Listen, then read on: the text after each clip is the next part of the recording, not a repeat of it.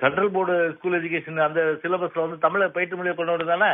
ஆந்திராவில் வந்து தெலுங்கு கொண்டு வாங்க சிபிஎஸ்சியில, கேரளாவில் வந்து சிபிஎஸ்சியில வந்து மலையாளத்தை கொண்டு வாங்க, கர்நாடகாவில் வந்து கன்னடத்தை கொண்டு வாங்க. அது உங்களால முடியல. ஆனா இந்தியா மட்டும் வந்து பாத்தீங்கன்னா தமிழ்நாட்டில் திணிக்குன்னா இருமொழி கொள்கையை வந்து முழுமையாக 100% வெற்றி பெற்றது. திருக்குறள், தெய்வ புலவர் திருவள்ளுவர் 1330 குறளை வந்து உலகுக்கு அளித்து இன்னைக்கு உலக புகழ் பெற்ற ஒரு தெய்வ புலவராக இருக்கின்ற திருவள்ளுவர் இந்தியா கத்துக்கிட்டாரு.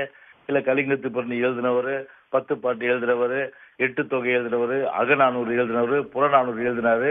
அப்புறம் இது சிலப்பதிகாரம் எல்லாம் அந்த காலத்துல இந்தி கத்துக்கிட்டு எழுதினாங்க. இன்னைக்கு எல்லாமே பார்த்தா தாய்மொழி தமிழ். அந்த தமிழ் மொழி தான் வந்து பார்த்தா உலகத்திலே தோன்ற முதல் மொழி.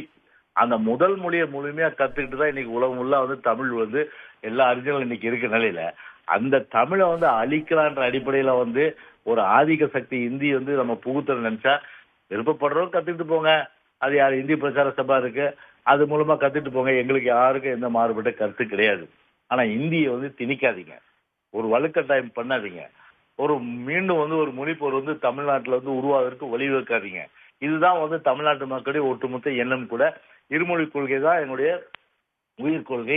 அதுதான் வந்து வெற்றியை வந்து கடந்த காலத்திலும் சரி, நிகழ்காலத்திலும் சரி, எதிர்காலத்திலே அந்த வெற்றியை வந்து தமிழ்நாடு வந்து பெரும் 100% அளவுக்கு தமிழர்கள் வந்து ஏற்றம் பெறுவதற்கு இருமொழி கொள்கை தான் சிறந்த தீர்வு.